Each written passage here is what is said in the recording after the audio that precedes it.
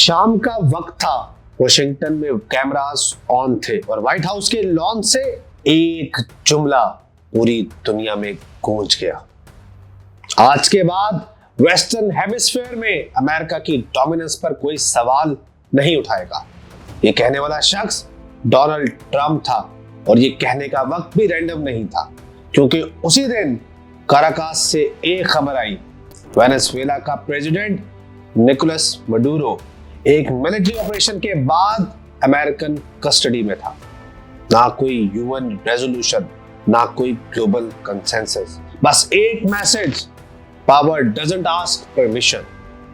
और जब Trump America की ताकत का ऐलान कर रहा था, उसी लम्हे बीजिंग और मॉस्को भी खामोशी से अपनी चालें चल रहे थे। आज की दुनिया आइडियोलॉजी से नहीं, इन्फ्लुएंस से चल रही है। कोल्ड वॉर के बाद हमने सोचा था कि शायद दुनिया रूल्स और इंस्टीट्यूशन से चलने लगेगी, मगर 2026 का सीन कुछ और कह रहा है। 3 प्लेयर्स हैं, 3 अलग स्टाइल्स, मगर गोल एक ही, ग्लोबल ऑर्डर को अपने हक में बेंड करना। ट्रंप की फॉरेन पॉलिसी ओबामा या बुश जैसी नहीं थी। ये ह्यूमन राइट्स की लैंग्वेज नहीं थी। ये डेमोक्रेसी एक्सप्लोर करने का ख्वाब भी नहीं था। ये था America first, America only. Immigration, drugs, crimes, जो चीज डायरेक्टली अमेरिकन वोटर्स को अफेक्ट करे, वही प्रायोरिटी। ट्रंप के एडवाइजर स्टीफन मिलर ने एक जुमला कहा था, this is the world run by power. ये बात सुनकर एनालिस्ट को याद आए हेनरी किसिंजर और रिचर्ड निक्सन।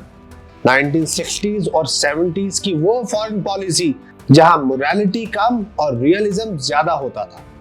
वेनेजुएला ऑपरेशन कोई सडन डिसीजन नहीं था। इससे पहले भी ड्रग स्मगलिंग बोट्स पर अटैक्स, लैटिन अमेरिकन कंट्रीज पर प्रेशर, इलेक्शंस में सिलेक्टिव कैंडिडेट्स की open support, Greenland, Panama canal हटा के कनाडा तक को एनेक्स करने के कमेंट्स, ये सब एक ही स्टोरी का हिस्सा थे। अमेरिका का मैसेज क्लियर था, western hemisphere is my backyard. White house की नेशनल सिक्योरिटी स्ट्रेटेजी में लिखा गया, अमेरिका को इतना आगे रहना होगा कि जब और जहां जरूरत हो वो कॉन्फिडेंस के साथ अपनी अथॉरिटी एस्टैब्लिश कर सके। टारगेट सिर्फ वीक स्टेट नहीं थे, टारगेट था चाइना। चाइना का मॉडल बिल्कुल डिफरेंट है। वहां मिसाइल से पहले मैन्युफैक्चरिंग आती है। आज दुनिया की लगभग 1/3 प्रोडक्ट्स चाइना में बनती है।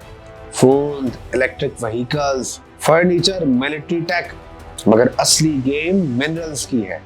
रेयर अर्थ मेटल्स, जिनके बगैर मॉडर्न टेक्नोलॉजी नहीं चल सकती। और दुनिया की 90% रेयर मिनरल प्रोसेसिंग चाइना करता है। जब अमेरिका ने टैरिफ्स लगाए, चाइना ने मिसाइल्स फायर नहीं किया, उसने मिनरल्स की एक्सपोर्ट स्लो कर दी, बस। और सिलिकॉन वैली को पसीना आ गया। शायद इसीलिए अमेरिका आज ग्रीनलैंड जैसे इलाकों में रेयर मिनरल्स ढूंढने की बात कर रहा है। ये वॉर टैंक्स का नहीं, रिसोर्सेज का है। 2000 में चाइना सिर्फ एक सेकेंडरी प्लेयर था।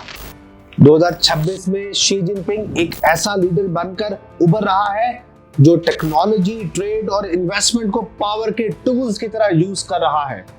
Belt and road initiatives, ports, roads, railways, energy projects, Asia से अफ्रीका तक कई मुल्क चाइना के कर्ज में जा चुके हैं। और जब कोई मुल्क इकोनॉमिकली डिपेंडेंट हो जाए तो पॉलिटिकली भी दूर नहीं जा सकता।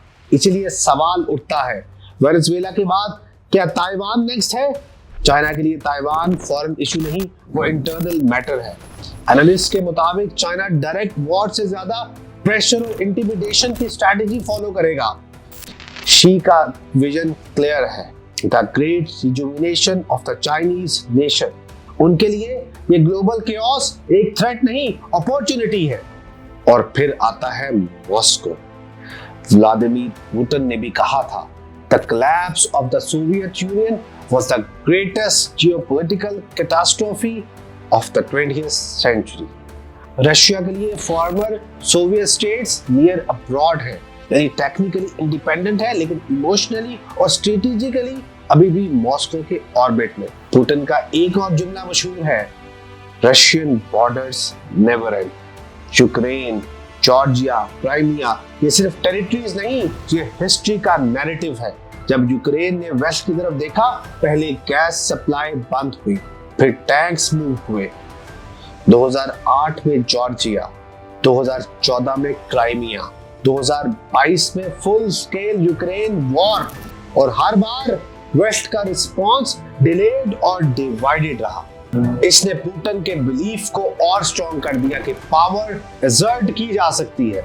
आज कुछ फॉर्मर सोवियत स्टेट्स अभी भी रशियन ट्रूप्स होस्ट करती हैं, और जो मुल्क डेमोक्रेसी, रिफॉर्म्स और वेस्ट के करीब जाने की कोशिश करते हैं, उनके लिए कॉस्ट बहुत हाई होती है। हिस्ट्री यहाँ रिपीट होती है। वॉर्स हमेशा सिक्योरिटी, प्रोटेक्शन और इंटरेस्ट के नाम पर लड़ी जाती थी। सवाल ये नहीं कि अमेरिका, चाइना या रशिया कौन सही है। सवाल ये है, क्या हम एक ऐसे दौर में वापस जा रहे हैं जहां रूल्स नहीं, सिर्फ स्ट्रेंथ मैटर करती है, जहां ग्लोबल ऑर्डर एग्रीमेंट से नहीं, एक्शन से लिखा जाता है। आज दुनिया एक क्रॉस रोड पर खड़ी है, और जो हीट दी जा रही है वो सिर्फ सुपर पावर्स की नहीं, उसका असर हर छोटे मुल्क और हर आम इंसान तक पहुंचने वाला है। क्योंकि जब जायंट्स लड़ते हैं तो जमीन हमेशा नीचे वालों की हिलती है।